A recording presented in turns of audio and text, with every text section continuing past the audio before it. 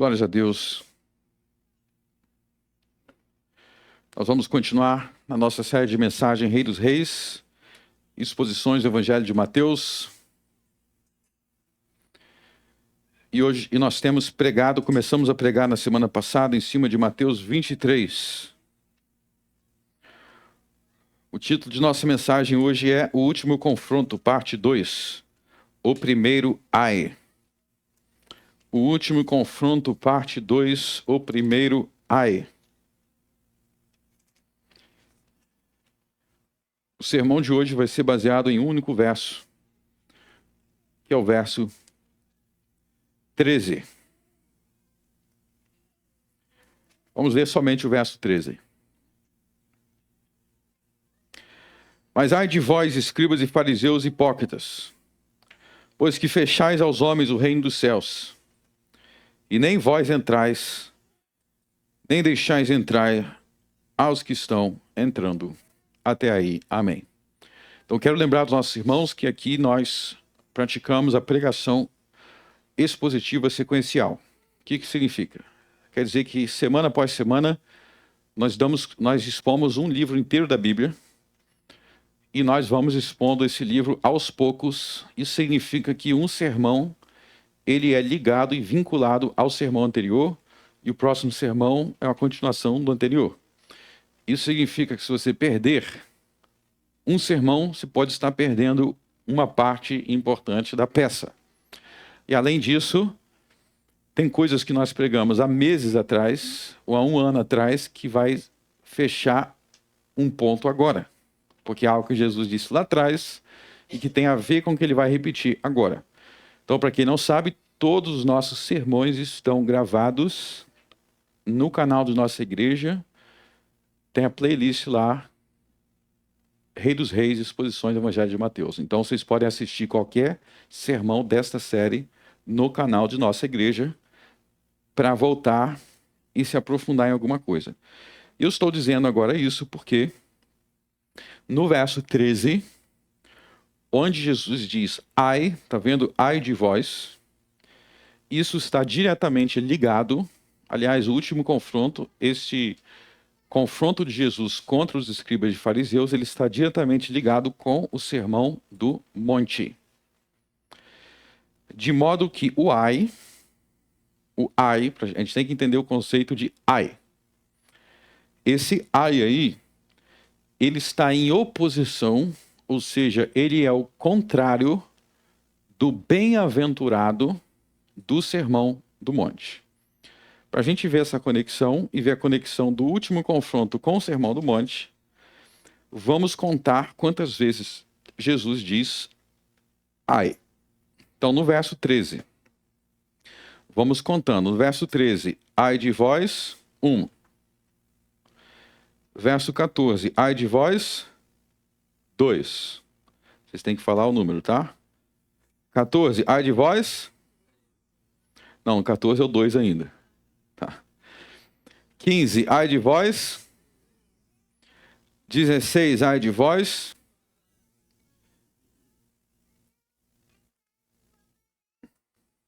23, ai de vós. 25, ai de vós. 27, ai de vós. 29, ai de vós. Então tem 8 ais. 8 ais. Guardaram quantos ais tem? Vocês vão ver agora que no Sermão do Monte... Não, antes de voltar para o Sermão do Monte, eu quero que... Mateus 23 ainda, eu esqueci de mencionar uma coisa. Eu quero que vocês percebam que cada um desses ais é uma razão, um motivo diferente. Então, por exemplo, o ai do verso 13, que a gente vai se aprofundar hoje, ai de vós, escribas e fariseus hipócritas. Por quê? Pois fechais aos homens o reino dos céus. Então, eles fechavam o reino dos céus para as pessoas. Então, esse é o ai. Verso 14, o segundo ai. Qual o motivo desse ai? Porque eles devoravam a casa das viúvas sob pretexto. Então, cada ai tem um motivo. É um motivo diferente. A gente vai, semana por semana, analisar cada ai. Ok? Agora, voltem para Mateus 5. O Sermão do Monte está em Mateus 5, 6 e 7. Quem voltar na playlist vai ver que eu preguei um sermão para cada bem-aventurança. Um sermão para cada bem-aventurança. Então vai ter um sermão para cada ai, assim como teve um sermão para cada bem-aventurança. Então vamos ver as bem-aventuranças no capítulo 5. Vamos contar de novo. Verso 3, bem-aventurados. Verso 4, bem-aventurados. Verso 5, bem-aventurados. Verso 6, bem-aventurados. Verso 7, bem-aventurados. Verso 8, bem-aventurados. Verso 9, bem-aventurados. Verso 10, bem-aventurados. Verso 11, bem-aventurados. Bom, eu disse que havia 8 bem-aventuranças. Vocês perguntou, e o pastor se enganou. Na verdade, são 9. Não são 9, não. Vamos perceber um detalhe aqui, ó. Verso 10 eu vou ler, eu quero que vocês prestem atenção. Bem-aventurados os que sofrem perseguição por causa da justiça, porque deles é o reino dos céus. Bem-aventurados sois vós quando vos injuriardes e perseguirem, etc, etc. Vocês estão vendo que a bem-aventurança do verso 10 e do 11 são a mesma. Porque ele está descrevendo nos dois, ele está descrevendo cristãos perseguidos. Então, na verdade, são 8. A palavra aparece 2 vezes, mas são 8, porque é a mesma bem-aventurança. A 8 e a 9 são a mesma. Ele repete a mesma coisa 2 vezes. Então, são 8 bem-aventuranças. A palavra aparece 9 vezes, mas a última é duplicado. Então, são 8. Então, são 8 bem-aventuranças e 8 ais. Agora, vamos refletir o que são essas bem-aventuranças e vamos refletir o que são esses ais. O que eu vou explicar agora, para ficar plenamente claro, você precisa ter assistido o nosso sermão de Mateus 10, onde eu preguei um sermão chamado A Vinda de Jesus com as Nuvens, em maio de 66 depois de Cristo. Mas não se preocupe se você não assistir, vai ficar claro mesmo assim, mas não tão claro para quem assistiu esse sermão. Mas vamos se aprofundar no que são essas bem-aventuranças, o que são esses ais. No capítulo 5, vocês estão em Mateus 5, volte para o verso 1. E Jesus, vendo a multidão, subiu ao monte e, assentando-se, aproximaram-se dele os seus discípulos. E, abrindo a sua boca, os ensinava, dizendo... Então, vamos lá. O Sermão do Monte foi pregado por Jesus aos seus discípulos. Com quem que Jesus estava falando? Com aqueles que criam nele, com aqueles que o seguiam, com os seus discípulos.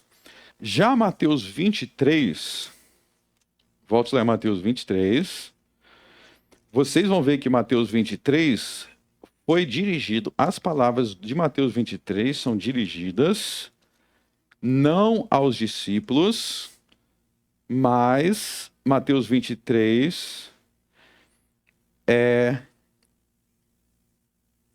vamos para o verso 13 novamente. O verso 13, quando Jesus fala os ais, ele está falando com quem? Ai de vós. Então ele está falando diretamente com os fariseus e escribas. Ele está se dirigindo a eles. O que vocês precisam entender é o seguinte. A mensagem do Sermão do Monte e a mensagem do último confronto é a mesma mensagem, porém dirigida a públicos diferentes. Uma é a mensagem dirigida aos crentes, outra é a mensagem dirigida aos ímpios, que eram os fariseus. Mas vocês vão ver que as duas mensagens se complementam. É uma ideia parecida. Inclusive, no capítulo 5, volte no capítulo 5 aí, no verso 20, Jesus diz, no Sermão do Monte, porque vos digo que se a vossa justiça não exceder a dos escribas e fariseus, de modo nenhum entrarei no reino dos céus. Vocês estão vendo que a ideia de reino dos céus, de entrar no reino dos céus, é parecida. Porém, aí ele está falando com os discípulos, ele está falando, cuidado com os escribas e fariseus, falando com os discípulos. Lá, em Mateus 23, é a mesma ideia, mas falando diretamente com os escribas e fariseus. Ok? Bom, o que que é uma bem-aventurança? O que que é uma bem-aventurança? Bem-aventurança quer dizer, bem-aventurados quer dizer abençoados. Quer dizer que estas pessoas, os discípulos de Jesus, seriam abençoados. Jesus está prometendo bênçãos para os discípulos de Jesus. E o que são os aias? Sempre que você vai ver ai na Bíblia, são maldições. Então, ao contrário de bem-aventurado. Então, bem-aventurados são os abençoados e os ais são os amaldiçoados. Quer dizer, para os discípulos de Jesus haveriam bênçãos, para os escribas e fariseus haveriam maldições. Então, quando a gente lê as bem-aventuranças, por exemplo, bem-aventurado no verso 5, os mansos, os que têm fome e sede de justiça, etc, etc. Ele está falando para esse público aqui, para vocês, meus discípulos, vocês que são mansos, vocês que têm fome e sede de justiça, vai haver bênçãos. E lá em Mateus 23, os ais quer dizer que ele está falando para os escribas e fariseus, ó, por esses motivos, por essas razões, porque vocês fazem isso, porque vocês fazem aquilo, vai haver maldições. Então a mensagem de Jesus é a mensagem de bênção e de maldição. Como nós vimos na semana passada, isso está baseado em Levítico 26. Isso está baseado no Salmo 1. Isso está baseado em Deuteronômio 28, onde existe a seguinte mensagem: se vocês obedecerem, como os discípulos de Jesus obedeciam, vocês serão abençoados. Bem-aventurados são. O próprio Salmo 1 fala isso, né? Bem-aventurado o homem que não se assenta na roda dos escarnecedores, etc, etc, etc. Antes tem o seu prazer na lei do Senhor. Então esses são bem-aventurados. Mesmo que eles sejam perseguidos, mesmo que eles sejam caluniados, eles vão ser abençoados. Mas aqueles que se comportam como os escribas e fariseus, eles serão amaldiçoados. Agora, vamos abrir em Mateus 16. Vamos abrir em Mateus 16. No final de Mateus 16, que a gente já pregou aqui, nós vamos ver que Jesus, ele especificou um momento exato na história em que os discípulos receberiam essas bem-aventuranças e que os fariseus receberiam esses ais. Tem um momento exato em que isso iria acontecer em Mateus 16. Eu já preguei sobre essa passagem e eu vou ler aqui novamente. Verso 27, Mateus 16, verso 27. Eu vou fazer uma pergunta. Quem lembra dos sermões anteriores vai saber a resposta. Quem não lembra, você tem que voltar na playlist. Mateus 16, 27. Porque o Filho do Homem virá na glória de seu Pai com os seus anjos, e então dará a cada um segundo as suas obras. Então vocês estão vendo a palavra então. Então quer dizer que quando o Filho do Homem vier na glória de seu Pai com os seus anjos, quando isso acontecesse, ele daria a cada um segundo as suas obras, ou seja, ele ia recompensar os seus discípulos com bem-aventuranças e ele iria castigar os seus inimigos, os incrédulos, os ímpios, com ais. Recompensa, a ideia de recompensar e de castigar. E aí a gente tem que se perguntar o seguinte, agora vai vir as minhas perguntas, tá? Eu vou perguntar, não vou responder. Isso aqui é para você meditar, eu só vou perguntar. Quando que é esse então? Quando que é esse então? Será que esse então vai ser amanhã? Será que esse então vai ser daqui a 5 anos? Agora que está tendo um conflito aí entre Israel e Irã. Quase confundi os nomes. Será que esse então vai ser agora? Estou perguntando. Será que esse então vai ser daqui a 1000 anos? Como que você responderia isso? Como que você responderia? Quando que é esse então? Vou repetir. porque o filho virá na glória de seu Pai com seus anjos, e então dará a cada um segundo as suas obras. Tá? Quando é que esse então? Quem acha que vai ser? Estou perguntando, acha, tá? Ninguém tem certeza? Alguém tem? Quem acha que vai ser daqui a 10 anos, no máximo 10 anos, levanta a mão. No máximo, em 1000 anos, levanta a mão. Tá. Agora eu vou fazer uma pergunta para vocês. No verso 28. Em verdade, isso aqui Jesus está falando ali, ó. Em verdade vos digo que alguns há dos que aqui estão, que não provarão a morte, até que vejam vir o Filho do Homem no seu reino.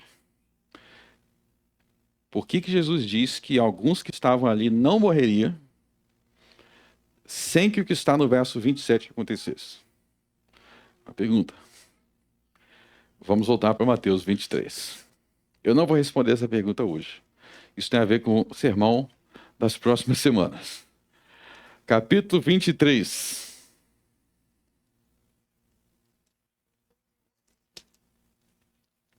Vamos voltar para capítulo 23. Então percebam que no capítulo 23, todos esses ais conduziria ao que está entre os versos 35 e 39. Então, no capítulo 23, Jesus está dando esses ais, eles se cumpririam entre os versos 35 a 39. O que acontece nos versos 35 a 39? Jerusalém seria destruída. Então, Jesus está profetizando a destruição de Jerusalém, e ele está dando as razões para Jerusalém, para aquela nação ser destruída. As razões é que eles seguiam os fariseus e os escribas.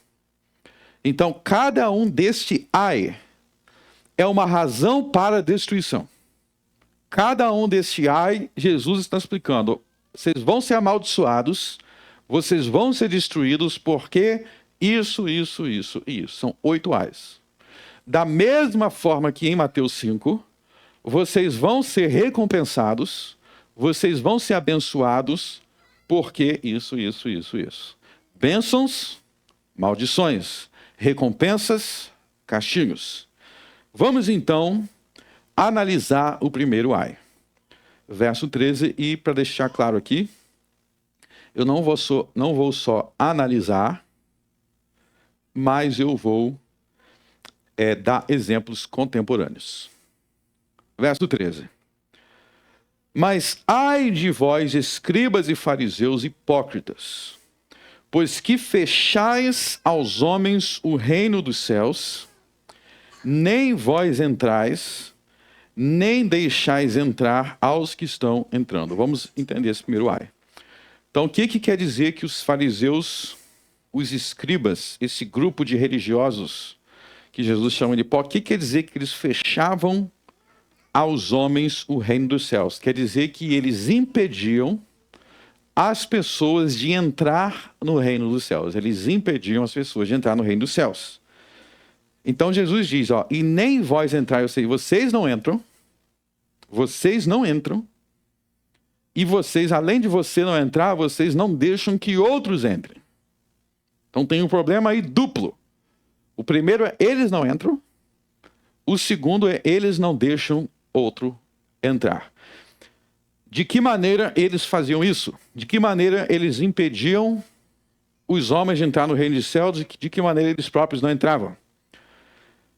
A resposta é por meio de um falso ensino sobre salvação.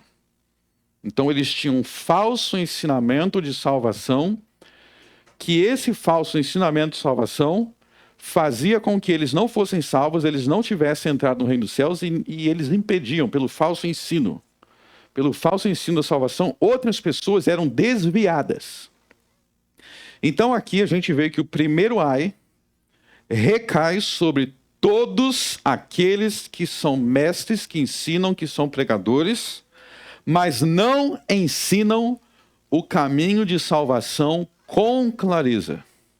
Esse ai recai sobre todos os pregadores que não apresentam aos homens o caminho do reino dos céus com clareza.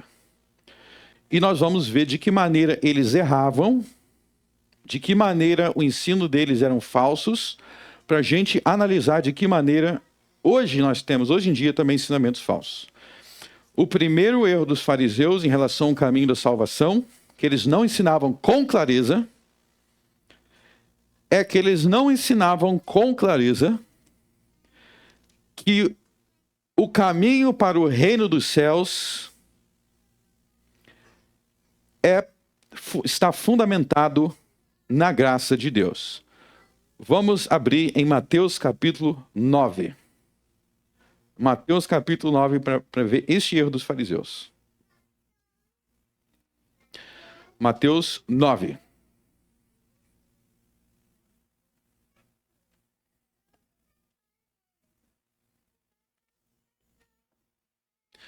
Mateus capítulo 9, verso 9.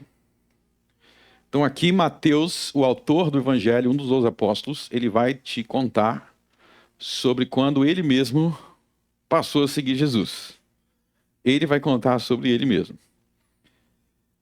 Verso 9. E Jesus, passando adiante dali, viu assentado na recebedoria um homem chamado Mateus. E disse-lhe, segue-me. E ele, levantando-se, o seguiu. E aconteceu que, estando ele em casa sentado à mesa, chegaram muitos publicanos e pecadores.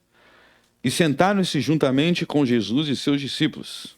Então vamos entender os cenários. Mateus, ele era um cobrador de imposto do Império Romano, o que por implicação significa que ele era corrupto. Os cobradores de impostos são sempre retratados como corruptos nos evangelhos. Eles sempre tinham caixa 2, então cobra aqui, bota um dinheiro ali a mais para o meu próprio bolso. Então Mateus, ele abandonou a corrupção, ele abandonou esse emprego, esse trabalho onde ele vivia tanto envolto à maldade, para seguir Jesus. E aí, quando Mateus decidiu seguir Jesus, no verso 9, olha só o que acontece no verso 10. Chegaram muitos publicanos. Publicanos é cobrador de imposto, ou seja, os seus amigos de profissão queriam ouvir-se Jesus também. Quando fala publicanos e pecadores, quer dizer que era muita gente corrupta, muita gente da sociedade, às margens da sociedade. E eles queriam ouvir Jesus. Então tinha multidão aí, um monte de publicano pecador que era amigo de Mateus. Agora Mateus se converteu, agora Mateus conheceu Jesus. Eles também querem saber quem é esse Jesus que convenceu Mateus a abandonar a corrupção, a ladroagem. Quem é esse Jesus que Mateus está seguindo? Quem é que não vai gostar dessa história? Verso 11. E os fariseus, vendo isso, disseram aos seus discípulos, por que o vosso mestre come com os publicanos e pecadores? O que Jesus está fazendo com essa raça de gente? O que Jesus está almoçando com esse povo? Qual a resposta de Jesus no verso 12? Jesus, porém, ouvindo, disse-lhes, não necessitam de médicos os sãos, mas sim os doentes. Em outras palavras, eu estou com eles exatamente porque eles são pecadores, eles precisam ser curados. Você não precisa de médicos se você é perfeitamente saudável. Eu sou ultra saudável, então você não precisa de médico. Jesus está dizendo, quem precisa de médico é quem está doente, para ser curado. Então eu, Jesus, sou o médico. Eu estou aqui para salvar a humanidade dos seus pecados. É por isso que eu estou com os pecadores. Eu estou salvando-os. Eu sou o médico dos médicos. Verso 13, misericórdia quero. Então vamos ver como que esse texto aqui explica a condenação de Mateus 23, 13. Porque aqui os fariseus estão impedindo os publicanos e pecadores, eles estão tentando impedir os publicanos e pecadores de serem salvos. Por que eles estão impedindo? Porque eles não creem que a salvação é por graça. Eles não creem que a salvação é por misericórdia. Se a entrada no reino dos céus não é por graça nem por misericórdia, então Mateus não pode se salvar. Mateus não pode se salvar porque ele era corrupto. Se ele era corrupto, ele não merece o reino dos céus. Então, no pensamento dos escribas e fariseus, não entra para eles a ideia de graça. Para eles só existe a ideia de merecimento. Ou seja, não existe para eles a ideia desses pecadores sendo perdoados, mudando. Para eles, se eles são pecadores, não tem jeito, não tem saída.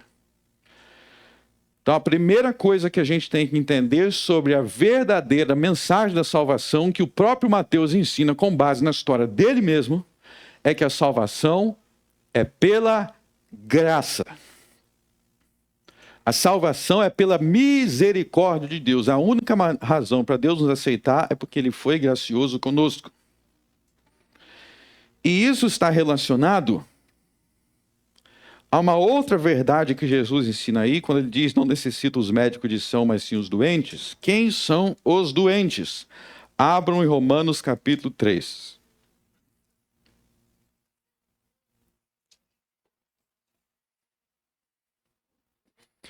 Eu estou aqui para te ensinar como que se entra no reino dos céus com clareza, para que eu não caia na condenação dos fariseus.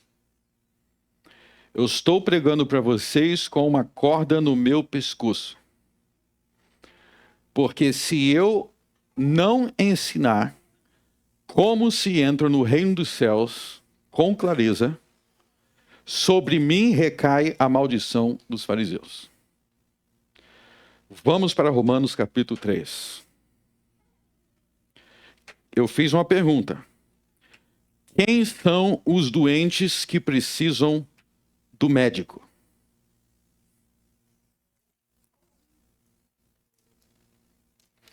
Romanos capítulo 3, verso 23, vamos ler todo mundo junto. Porque todos pecaram e destituídos estão da glória de Deus. Novamente, porque todos pecaram e destituídos estão da glória de Deus. Todos nós somos doentes. O problema dos fariseus não é que eles não eram doentes, é que eles eram doentes dizendo-se saudáveis. Qual é a doença? A doença é o pecado. A doença é o pecado. Quem é pecador? A resposta: todos pecaram. Todos são pecadores. É por isso que diante do tribunal de Deus, ninguém merece ser justificado. Diante do tribunal de Deus, ninguém merece ser inocentado. Vamos ler os versos 19 a 20. Ora, nós sabemos que tudo que a lei diz, aos que estão debaixo da lei o diz, para que toda a boca esteja fechada e todo mundo seja condenável diante de Deus. Por isso, nenhuma carne será justificada diante dele pelas obras da lei, porque pela lei vem pleno conhecimento do pecado. Então, olha só, verso 19. Nós sabemos, quero saber se vocês sabem, nós sabemos que tudo que a lei diz, pausa. Quando ele diz a palavra lei aí, ele está falando da lei dos homens, ele está falando da lei de Brasília, ele está falando da lei dos Estados Unidos, ele está falando da lei de Israel. De qual lei ele está falando? Bom, se vocês observarem o contexto, ele está falando sobre ser julgado diante de Deus. Então, se ele está falando sobre ser julgado diante de Deus, ele está falando sobre a lei de Deus. Então, tudo que a lei de Deus diz, ele diz para nós que estamos debaixo da lei, para quê? Para que a lei diz o que ela diz? Para que algumas bocas estejam fechadas. Não. Ele diz para que algumas pessoas sejam condenadas. Também não. Para que toda boca esteja fechada. E todo mundo seja condenável diante de Deus. Por isso, olha só, por isso, conclusão. Nenhuma carne, ou seja, ninguém será justificado, ou seja, inocentado, diante de Deus pelo cumprimento da lei. Por que não? Porque pela lei vem o conhecimento, a revelação de que você é pecador. Ou seja, diante do tribunal celeste, diante do tribunal de Deus, todos vocês são transgressores da lei de Deus. E se você já transgrediu, se você é um transgressor da lei de Deus, o que nós merecemos? Nós merecemos condenação. Vamos para o capítulo. Eu repito essa ideia do verso 23. Porque todos pecaram. Não diz porque alguns pecaram. Porque todos pecaram. Capítulo 6. Capítulo 6, verso 23.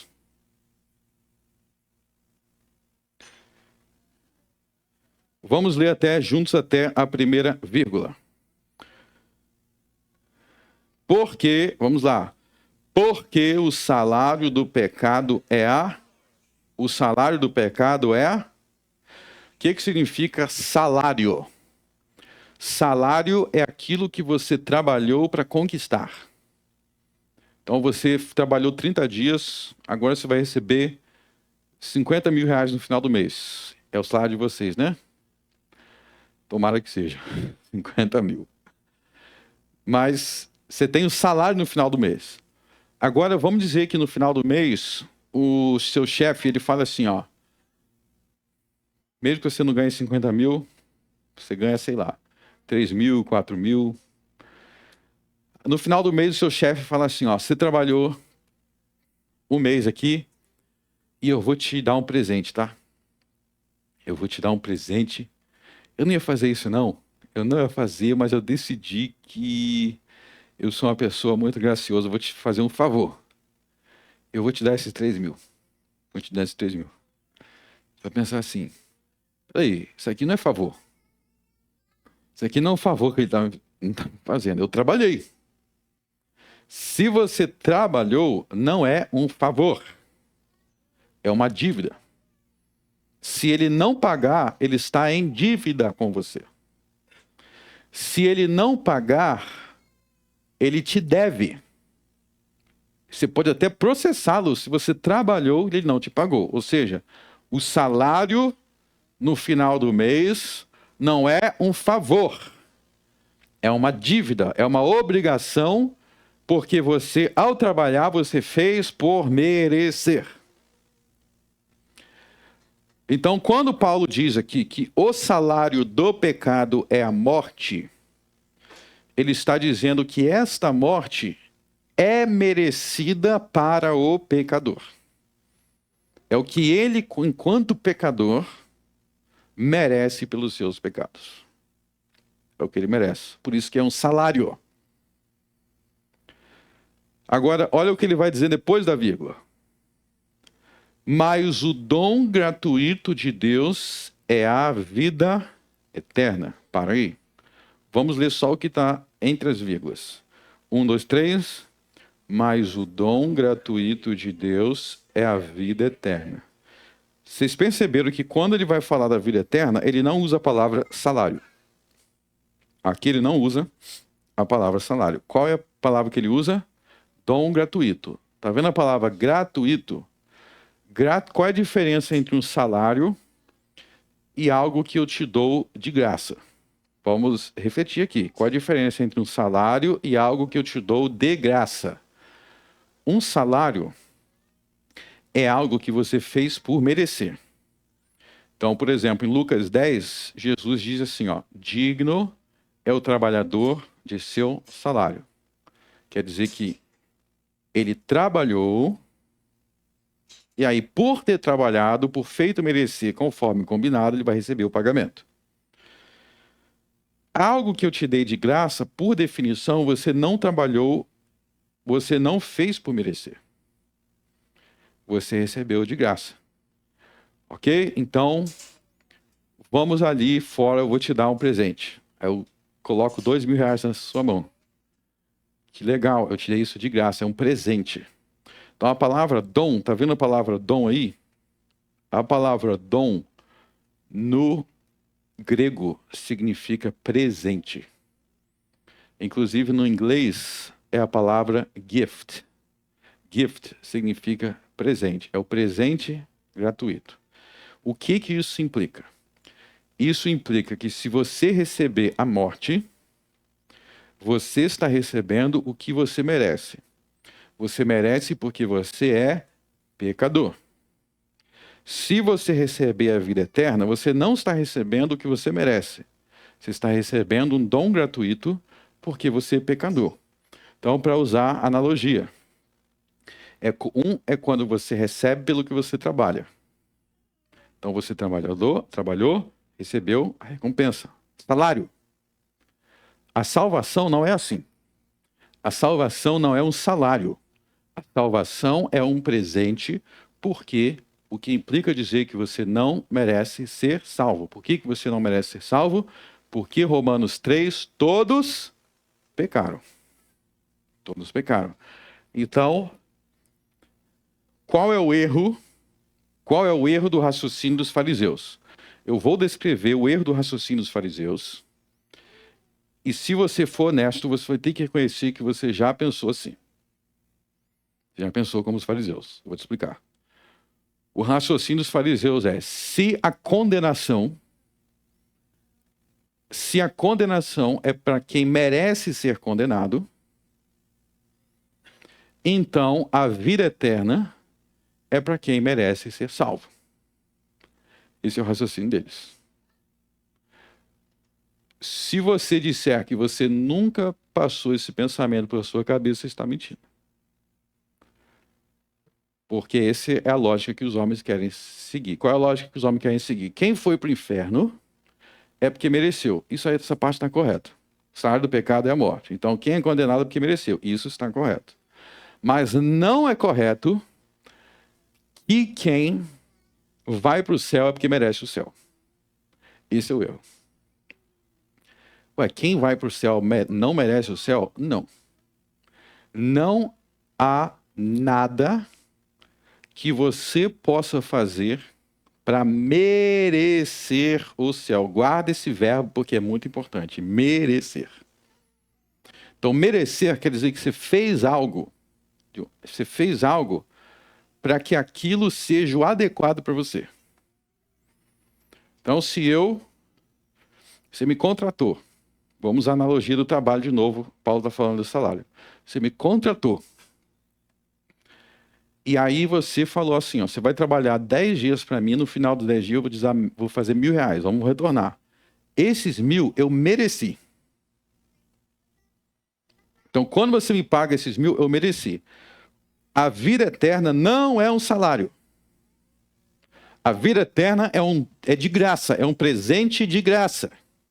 Quer dizer que o que você fez não condiz. Em outras palavras, a glória do céu, a glória da ressurreição, a glória da vida eterna é um tesouro alto demais, grande demais, que está além do que nós poderíamos fazer para merecer. É esse que é o ponto. Então a vida eterna é como se fosse o seguinte: você achar que eu sigo a Jesus, então eu mereço. Por que esse raciocínio está errado? Está tudo errado. Porque é como o seguinte, agora eu vou usar novamente a análise do trabalho. Então eu te contratei para você trabalhar comigo por 30 dias, tá? Então agora vocês vão entender. No primeiro dia você trabalhou ok. No segundo dia você faltou e botou atestado. No terceiro dia você combinou de chegar às 9 da manhã, chegou meio-dia. No quarto dia você trabalhou ok. Então teve dia que você estava ok. Teve dia que você furou. Teve dia que você cometeu erros. fez um monte de besteira. E no final do mês, o chefe chega para você e fala: eu vou te dar 50 bilhões de reais para recompensar o seu trabalho. Ele não fala nada sobre o dia que você faltou. Ele não fala nada sobre as besteiras que você fez. Ele te dá 50 bilhões de dólares. Você vai poder dizer isso, eu mereço isso daqui? Você vai poder dizer, eu estou recebendo isso daí porque eu fui um funcionário incrível? É óbvio que não. Você vai falar, obrigado. Eu não mereço isso. Então, dentro desse exemplo que eu acabei de dar, eu falei de um exemplo que você trabalha, mas você tem os furos. Como é a sua vida? Será que na sua vida você não tem furos? Você comete pecados? Você é pecador. Você não é perfeito. E no final você vai chegar no céu, você vai bater o seu peito e falar, é Deus, eu estou aqui por bilhões de anos em tudo isso aí porque eu mereço. Isso não faz sentido. A condenação a gente merece. A vida eterna é muito, muito, muito, muito, muito, muito, muito mais do que nós poderíamos merecer. Porque Deus é muito gracioso. Deus é muito misericordioso. Ele dá muito mais do que qualquer pessoa pode se dizer digno. E quando você começa a entender que a salvação é pela graça, você para de questionar por que ele chamou Mateus. Você não fica se questionando por que ele chamou Paulo, por que ele chamou Raabe, por que ele chamou fulano ou ciclano. É pela graça. Pela graça, Deus convida os pecadores a uma nova vida, a salvação. De forma que se Mateus fosse condenado, seria justiça. Se Deus quisesse, ele poderia nos chamar Mateus. E falar, Mateus, você é corrupto e não vai ter perdão para você e você vai para o inferno. Por ser corrupto. E muitos foram. Muitos publicanos foram. E muitos políticos corruptos vão para o inferno. E quando Deus condena esses homens, ele é justo porque eles são ladrões.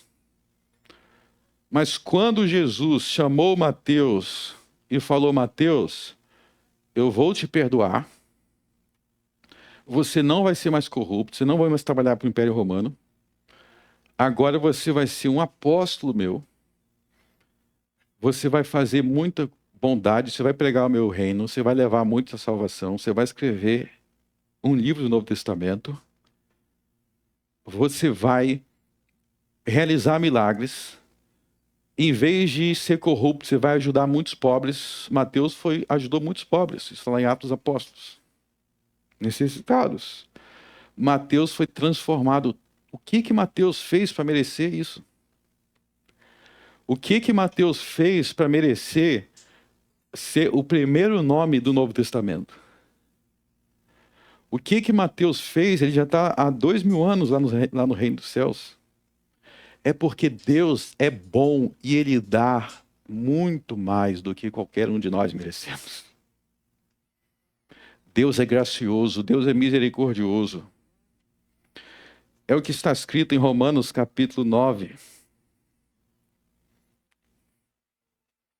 Vamos ler os versos 15 e 16.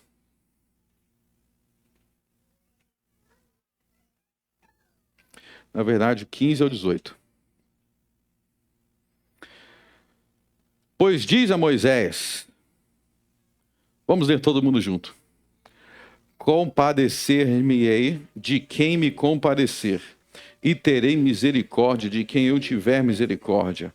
Assim, pois, isso não depende do que quer nem do que corre, mas de Deus que se compadece. Olha só que verdade maravilhosa.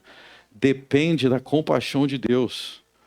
Vocês viram que não era Mateus que decidia assim, eu vou ser o grande apóstolo. Jesus, eu acabei de decidir que eu vou ser o apóstolo.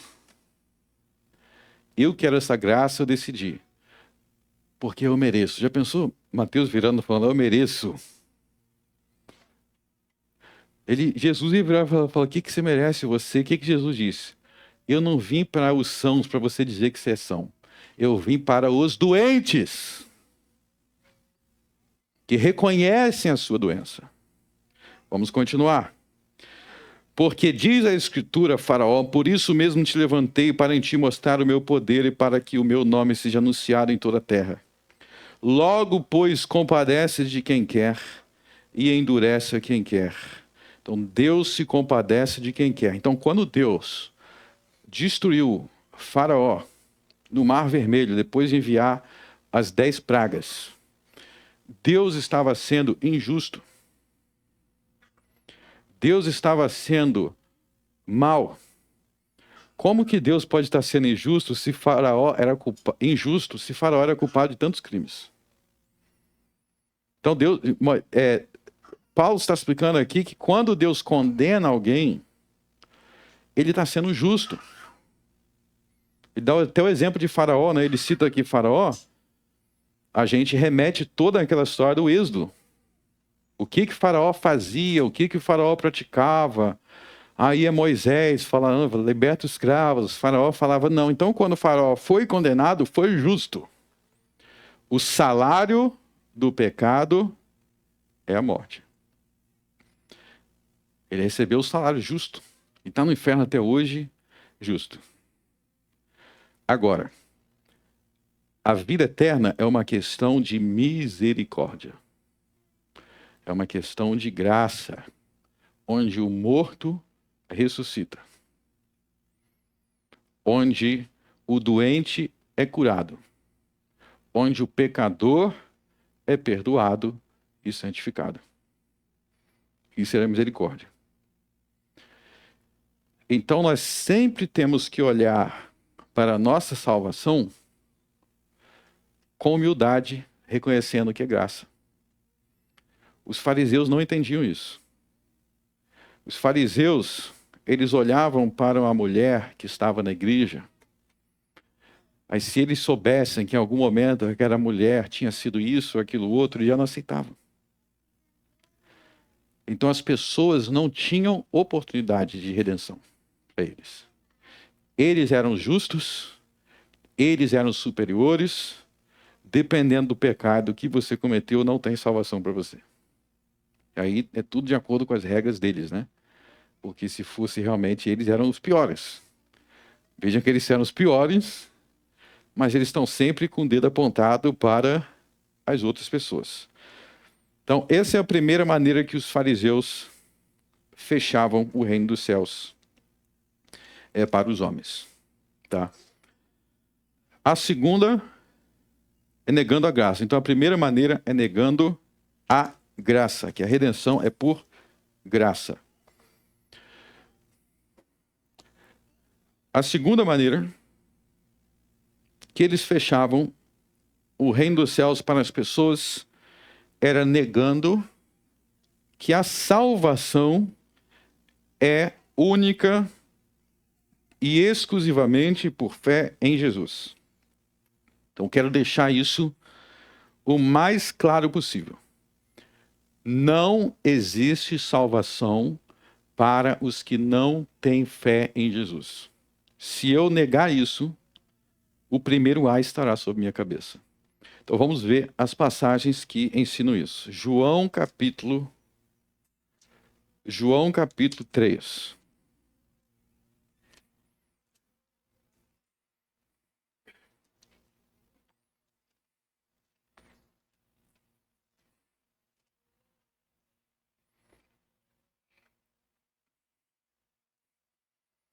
João capítulo 3, verso 16.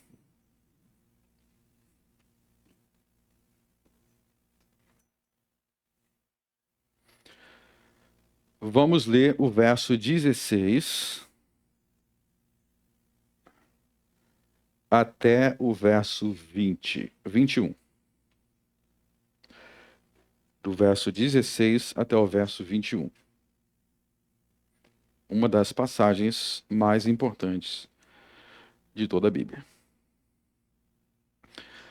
Porque Deus amou o mundo de tal maneira que deu seu Filho unigênito para que todo aquele que nele crê não pereça, mas tenha a vida eterna. Vamos ler todo mundo junto, verso 16. Porque Deus amou o mundo de tal maneira que deu seu Filho unigênito para que todo aquele que nele crê não pereça, mas tenha a vida eterna. Verso 17. Porque Deus enviou o seu Filho ao mundo, não para que condenasse o mundo, mas para que o mundo fosse salvo por ele. Então, olha só no verso 16. O verso 16 tem uma promessa. Qual é a promessa? A promessa do verso 16 é a vida eterna. Mas a recepção desta promessa está de acordo com uma condição. Aliás, quem estava na aula de 9 horas, a gente falou de promessa e condição. Qual é a condição do verso 16? Para que todo aquele que nele crê.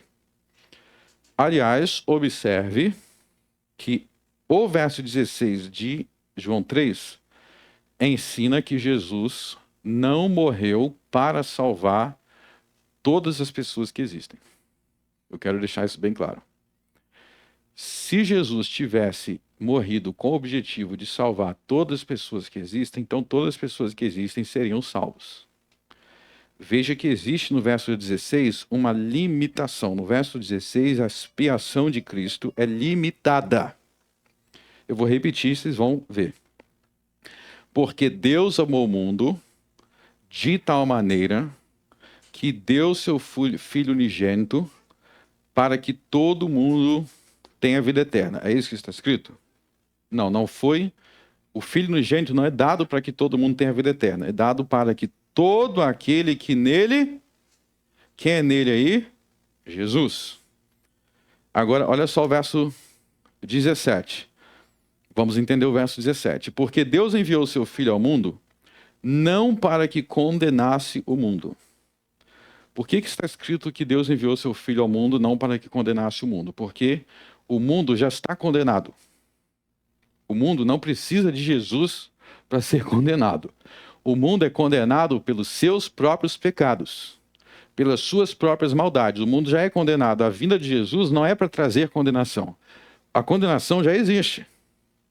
A vinda de Jesus é para trazer salvação. Verso 18. Todo mundo junto. Quem crê nele não é condenado. Quem não crê já está condenado, porquanto não crê no nome do unigênito Filho de Deus. E a condenação é esta. Não preciso repetir agora. E a condenação é esta, que a luz veio ao mundo e os homens amaram mais as trevas do que a luz, porque as suas obras eram maus. Então veja a clareza desse texto. A clareza do caminho para o reino dos céus. A clareza está no seguinte. Ele está deixando claro que se você não crer em Jesus, não é que você vai ser condenado. Preste atenção nas palavras. Você já, verso 18, já está condenado. É uma realidade já presente. Não é que vai ser, já está condenado. Ou seja, Jesus é o único caminho de salvação. Abram em João capítulo 14.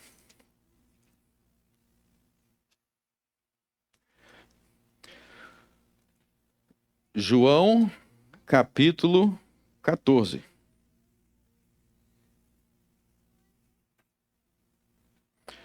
Verso 6. Disse-lhe Jesus, eu sou o caminho e a verdade e a vida. Todo mundo junto? Ninguém vem ao Pai senão por mim. Ninguém vem ao Pai senão, exceto por mim. Não há outro caminho, não há outra tábua de salvação. Quem não crer em Jesus está condenado. Abram em Atos capítulo 4. Palavras do apóstolo Pedro.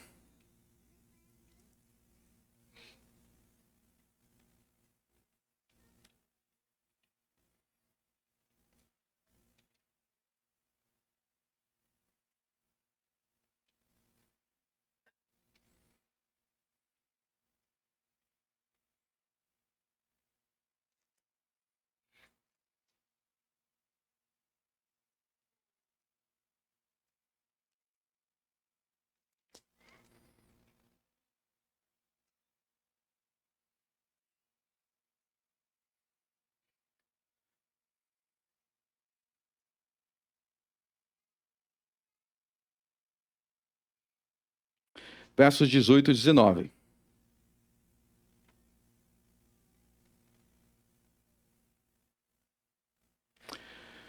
Mas Deus assim cumpriu o que já dantes pela boca de todos os profetas havia anunciado, que o Cristo havia de padecer.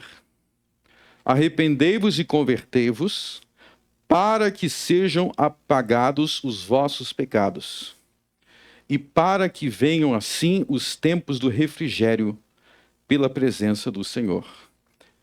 Então, veja qual é o meio de nossos pecados serem apagados. Somente por aquele Jesus que foi anunciado pelos profetas no verso 18. Primeira carta de João. Primeira carta de João.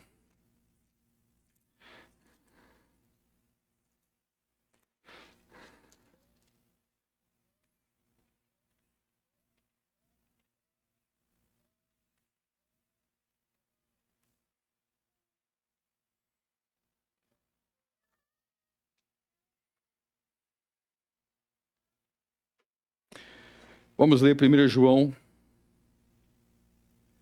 capítulo 1, verso 8. Se dissermos que não temos pecado, enganamos-nos a nós mesmos, e não há verdade em nós. Se você falar que você não é pecador, você se engana. Se você é pecador, qual é o salário do pecado? Romanos 6, a morte. O que você faz para escapar? Verso 9. Se confessarmos os nossos pecados, ele é fiel e justo para nos perdoar os pecados e nos purificar de toda injustiça, ou seja, por graça. É por aquilo que ele faz. Ele nos purifica. Ele nos salva. Se dissermos que não pecamos, fazemos-nos mentirosos, e a sua palavra não está em nós. Meus filhinhos, essas coisas vos escrevo para que não pequeis. Se alguém pecar, temos um advogado para com o Pai, Jesus Cristo, o justo. A única maneira de escaparmos de nossos pecados é por Jesus, o advogado. Capítulo 2, verso 23. Qualquer que nega o Filho, também não tem o Pai. Mas aquele que confessa o Filho, tem também o Pai. Vamos ler todo mundo junto. Qualquer que nega o Filho, também não tem o Pai. Mas aquele que confessa o Filho, tem também o Pai. Então, meus irmãos, por que que Jesus é o único caminho da salvação? Número 1, porque todos os pecados destituídos estão na glória de Deus, Romanos 3. Número 2, porque sendo nós pecadores, nós somos merecedores da morte eterna. Número 3, porque sendo nós pecadores e merecedores da morte eterna, a única maneira de herdarmos a vida eterna é pela graça de Deus, pelo dom gratuito, pela sua misericórdia. E número 4, Deus manifesta a sua misericórdia, a sua graça, única e exclusivamente em Jesus. Volte para Romanos capítulo 3.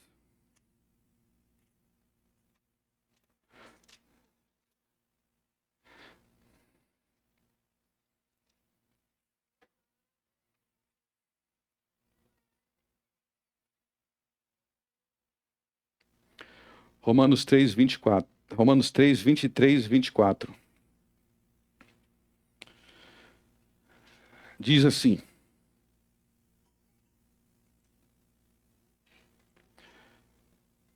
porque todos pecaram e destituídos estão da glória de Deus. Todo mundo junto.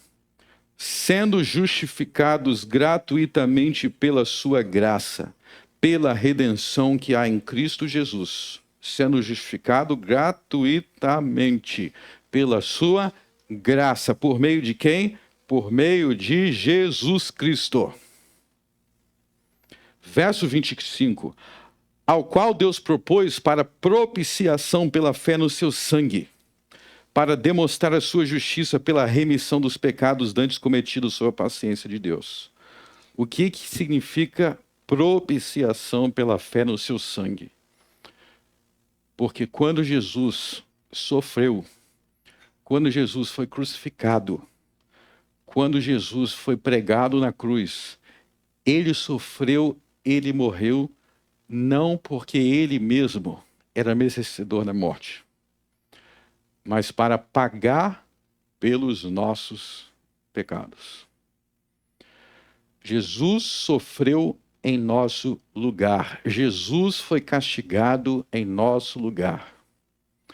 Meus irmãos, quando você pensar sobre a cruz de Cristo, sobre a crucificação de Cristo, sobre o sofrimento de Cristo, não é mais um homem comum sofrendo e morrendo.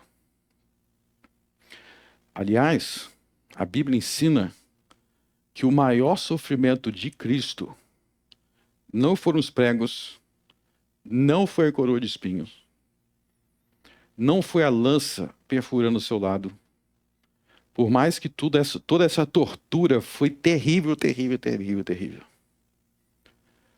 Mas tem uma dor maior que Jesus sofreu na cruz, que é a dor que ele expressa no início do Salmo 22.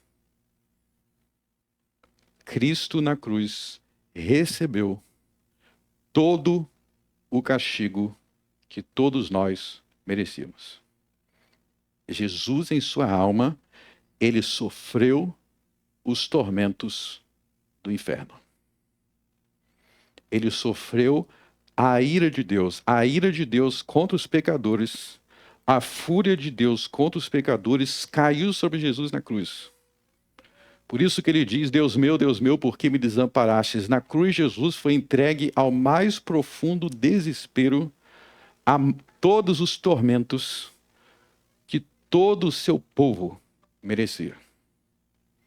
Ou seja, quando eu estiver na eternidade, quando eu estiver no reino dos céus eternamente, daqui a 2 bilhões de anos, eu vou saber que eu só estou lá porque Jesus recebeu o meu salário em meu lugar. E por isso que é um dom gratuito.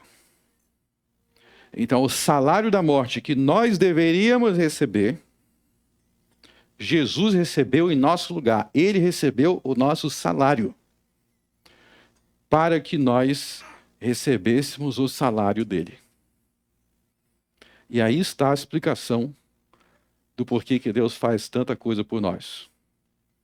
Então, toda essa glória, toda essa majestade, toda essa bem-aventurança do céu, do reino dos céus, da eternidade, é o que Cristo conquistou e ele mereceu por toda a sua bondade.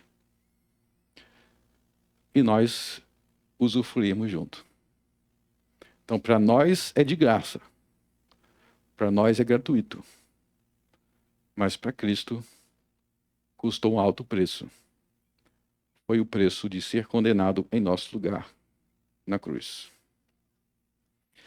Então, quando volte para Mateus 23.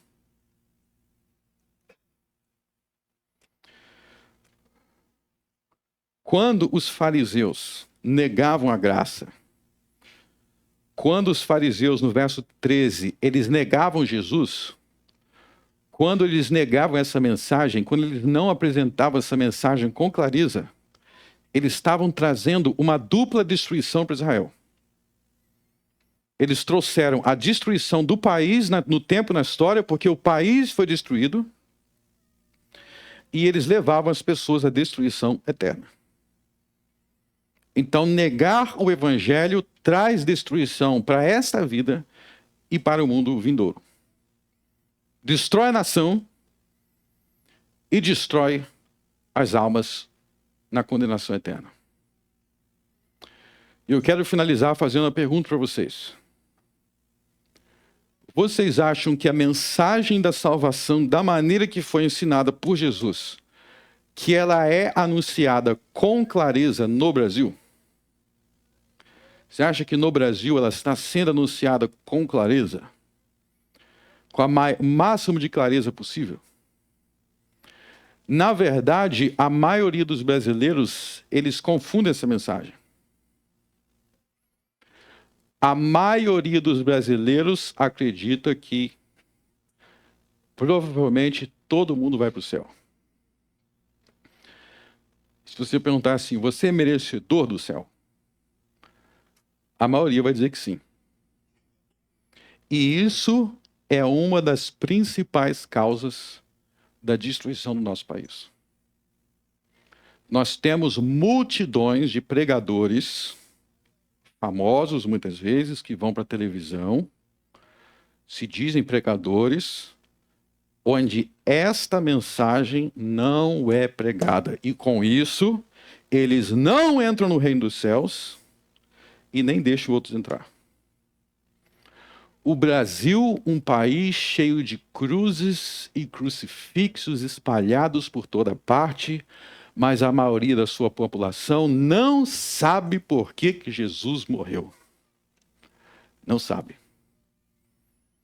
Porque se eles soubessem, eles não diriam, eu sou merecedor. Como você pode dizer, eu sou merecedor, se os seus pecados são a razão de Jesus ter sido crucificado? Se você pudesse entrar no céu pelo seu próprio merecimento, para que Jesus morrer e sofrer tanto? O Pai teria dito, eu vou passar esse cálice, porque não precisa. Porque está todo mundo saudável, não tem ninguém doente.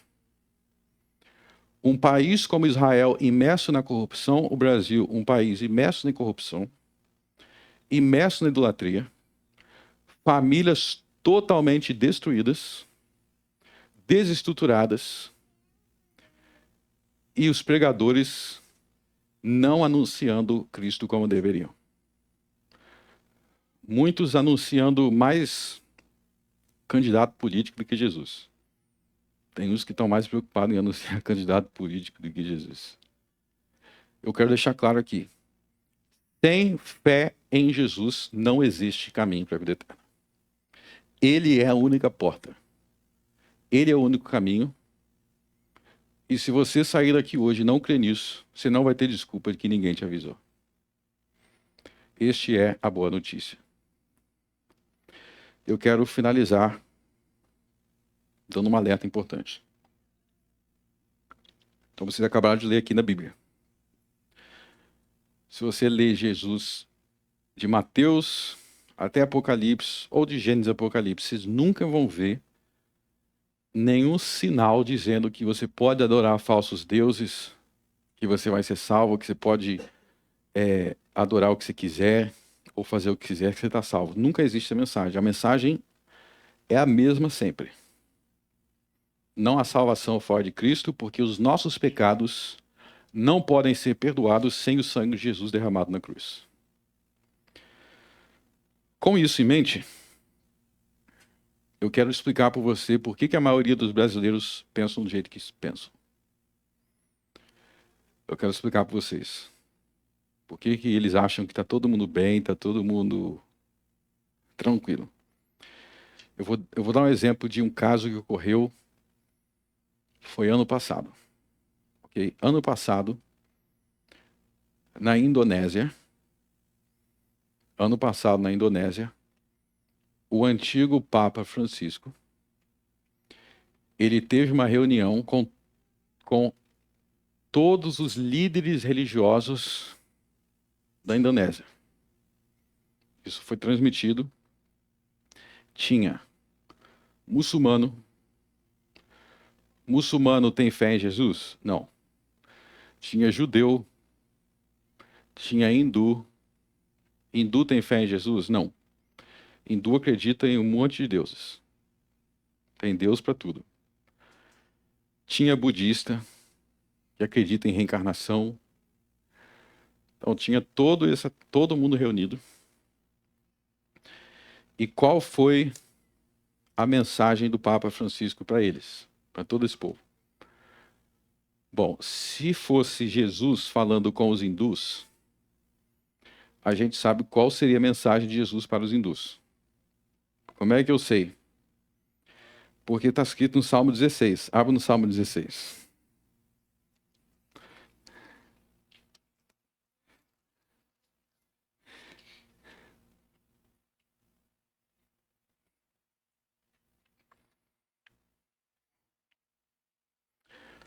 Salmo 16, segundo o apóstolo Pedro em Atos 2, são as palavras de cruz mediante a sua ressurreição. Diz assim: guarda-me, ó Deus, porque em ti confio. A minha alma disse ao Senhor: tu és meu Senhor, a minha bondade não chega à tua presença. Mas aos santos que estão na terra, aos ilustres em quem está todo o meu prazer. Vamos ler todo mundo junto o verso 4. As dores se multiplicarão, aqueles que se apressam a fazer oferendas a outro Deus. Eu não oferecerei as suas libações de sangue, nem tomarei os seus nomes nos meus lábios. Então, você vê que ele está falando aí contra os outros deuses.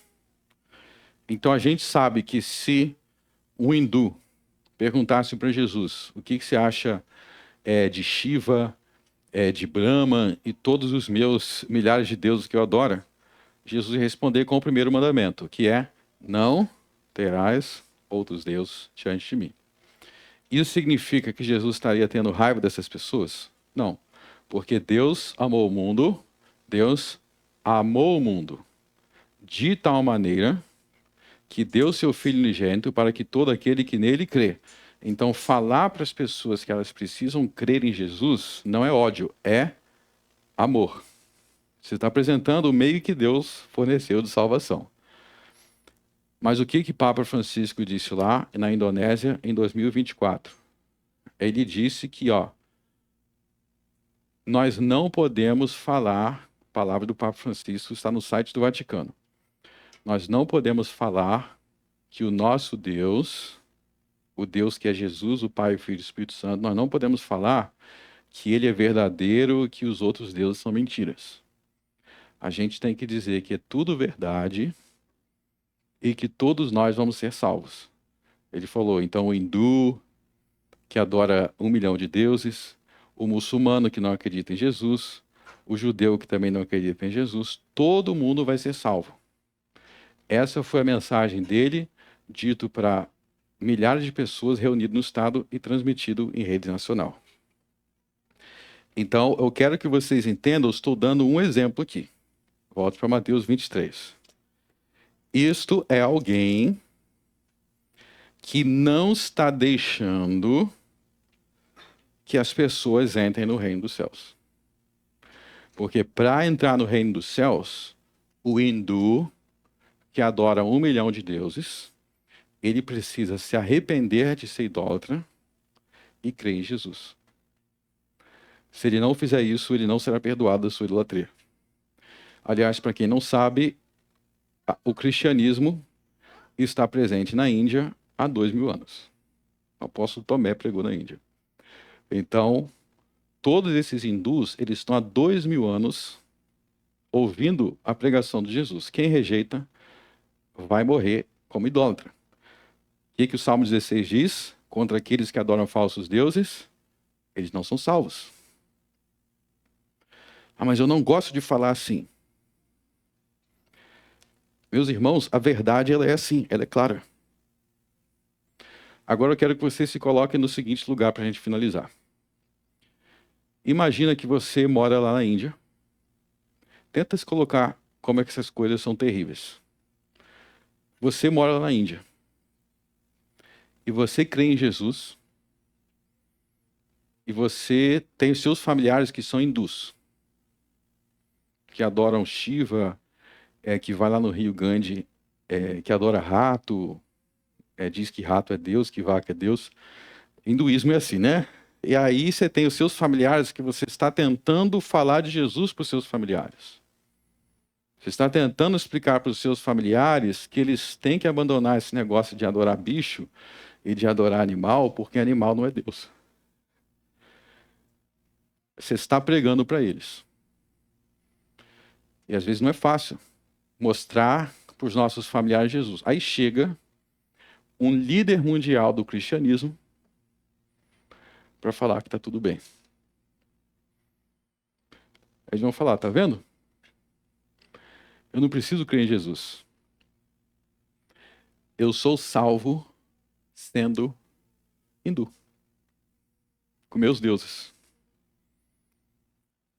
Não entram no reino dos céus e não deixam entrar.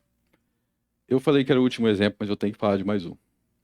Eu estava assistindo um podcast essa semana. Eu não assisto na íntegra não, porque eu não tenho tempo não, mas às vezes parece uns cortes eu vou ver e eu me assusto. Aí o cara do podcast dizia: todos os judeus são meus irmãos. Todos os judeus são meus irmãos. O problema, os fariseus são meus irmãos? Qual judeus são esses? Os fariseus são meus irmãos. E os judeus que não creem em Jesus? E os judeus que, se você for no Muro de Lamentações falar de Jesus lá, em Jerusalém, eles vão cuspir na tua cara. Acontece isso até hoje.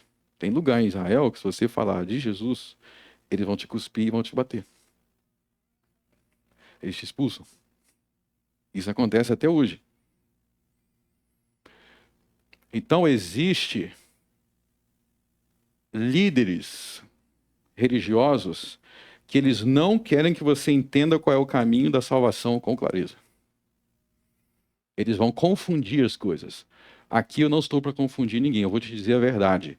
Não existe salvação fora de Cristo. E se eu algum dia negar e dizer que pode ser salvo sem Jesus, nunca mais me ouça e pode dizer que eu virei um falso profeta. Jesus é o único caminho. Vamos orar. Senhor, meu Deus, meu Pai, obrigado por oferecer a tua graça a nós por Jesus Cristo. Nós confiamos nele para a salvação. Nós não somos como adúlteros que querem ter diversos esposas ou como adúlteras que têm diversos maridos. Nós adoramos um único Deus. E nós temos um único Salvador, que é Jesus Cristo, nenhum outro. Fora dele não há salvação. Que nós venhamos nunca se esquecer dessa verdade, para que em meio a um país que despreza Jesus, nós venhamos levar a luz dele para a salvação. No nome de Cristo eu oro. Amém.